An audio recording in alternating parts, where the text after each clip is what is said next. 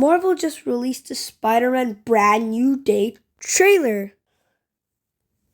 And honestly, I think a lot of people are going to miss some of the tiniest, most important details. Wait, go back for a second. Yes, there's action, there's villains, but if you really look, if you really watch closely, there are so many Easter eggs, nods to the comics, and subtle hints that change how you understand the story. I'm going to break down everything you didn't notice at first glance, and everything you might have missed even after watching twice. So let's start at the very beginning. Peter Parker is completely alone. And I mean really alone. The way they set this up is subtle, but it tells you so much about the story. His apartment is tiny, cluttered with a few personal items. His workspace, his suit, everything screams isolation. And even the smallest visual cues here matter. Look at the posters on the walls, subtle references to Amazing Fantasy 15. Classic Spider-Man comics nods that hardcore fans will instantly recognize. And that police scanner in the background, that's not just for show. It connects him to the world he's trying to protect, even while he's completely on his own. The way he moves, the way he interacts with the environment, it all screams Peter Parker, as he's traditionally written. Responsible, clever, human, vulnerable, and carrying the weight of the world on his shoulders. Notice his swinging, that rhythm, the fluidity, that balance between precision and danger. That's classic Spider-Man. He's moving fast, yes, but he's calculating every move, every landing, every twist, every glance. It's all designed to make you feel like this is the Spider-Man from the comics. The way his web shooters operate, mounted on his wrist, reminds you that this isn't some futuristic tech. This is Peter Parker relying on his own skill and intelligence. And while you're looking at him, don't miss the background. Billboards, graffiti, even little background signage all include subtle Easter eggs. There's the Daily Bugle, nods to past battles, hints at villains to come. These are the kind of details that make the trailer feel alive, that reward viewers who pay attention, and that connects the MCU Spider-Man to decades of comic history. You can almost feel his human vulnerability in the way he hesitates mid-swing, that tiny pause in the air before landing, that moment of wait and thought. It's storytelling packed into movement. And that's the kind of care that makes this trailer stand out. Then comes a moment that might be easy to miss if you're not looking carefully. Peter's powers appear to be evolving. Replay that. He's stronger, faster, but at the same time, there are brief hesitations. Split-second moments where he seems unsure. And that's interesting because in certain comic storylines, like the other, Peter goes through transformations that change the very way his power works.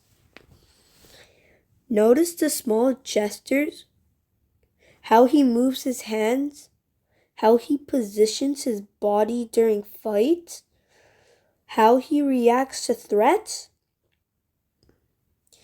These are drawn directly from comic influences. Even a faint glow in his eye signals a subtle change. And if you look in the background, there are hints at the Spider-Verse, tiny visual nods that only a careful observer would catch. This trailer isn't just showing Spider-Man fighting, it's showing evolution. And it's layered so that fans of the comics or anyone watching closely will pick up on it immediately. Think about it. Each of these moments lasts just a few seconds on screen, but they are packed with information. It's a lot to absorb, and that's the brilliance of this trailer. Now we see the Punisher. And yes, that's a huge deal. His appearance isn't just a cameo. It tells us about the world Peter's navigating. The Punisher is the opposite of Spider-Man in every moral way. Where Peter saves lives, the Punisher punishes. That contrast isn't just thematic, it's the setup for tension, conflict, and a lot of story that we'll likely see unfold later. Notice his outfit? It's faithful to the comics, down to the smallest details, his weapons, his stance, even subtle background graffiti. All of it connects to the Marvel lore. This is not just visual flair, this is storytelling. The trailer uses his presence to make a statement about justice in the world. And when you look at the fight, the way he moves, it's deliberate. It shows the extreme contrast between Peter's clever agility and the Punisher's lethal precision. It's a moral and physical contrast rolled into one shot, and the filmmakers are clearly having fun rewarding fans who notice every little detail. Next, we get Scorpion. And yes, his tail is completely accurate to the comics. Its movement, its mechanics, even how it interacts with the environment, tells us exactly how dangerous he is. Every subtle twitch, every swing is designed to make him feel alive. And in the background, there are newspapers hinting at Spider-Man's previous battle with the Scorpion, connecting the trailer to classic stories. Then we see the ninjas, almost certainly the Hand. Their weapons, fighting style, shadows, all of it is layered with Easter eggs. There's graffiti referencing Daredevil comics, subtle nods to past Marvel heroes. It's street level Marvel brought to life with attention to detail. Notice how these villains aren't just generic threats. Each one has history, purpose, and a connection to Peter's journey. This adds depth to the trailer that casual viewers might miss, but the fans of the comics will immediately recognize. Then comes Bruce Banner. And this isn't just a fan service cameo. Everything about his setup, the equipment, his gestures, hints at science playing a role in Peter's evolving powers. Even the way he interacts with Peter is subtle, suggesting guidance, mentorship, and story implications. And notice the new female character, her powers, costume, and subtle background hints suggest mutant abilities. There are visual Easter eggs linking her to the Spider-Verse.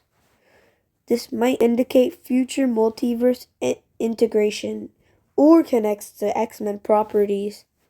These are small details, but they carry big implications for fans who know the comics. Now, MJ, her presence in the trailer is deeply emotional.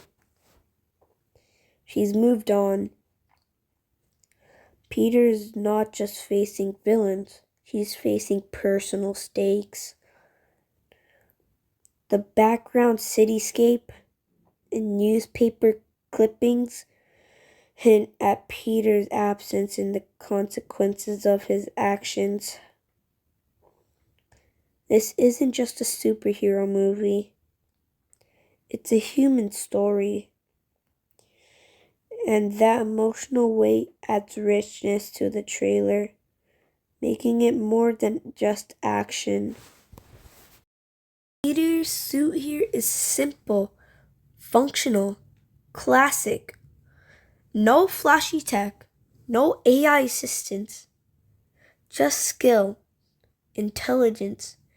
The surroundings background is packed with Easter eggs, graffiti nods to classic villains, poster hints at future conflicts, and even lighting emphasize his isolation. Every frame is designed to reward careful observation. And these details reinforce the connection between the MCU and decades of Spider-Man history. Step back and you start to see bigger picture.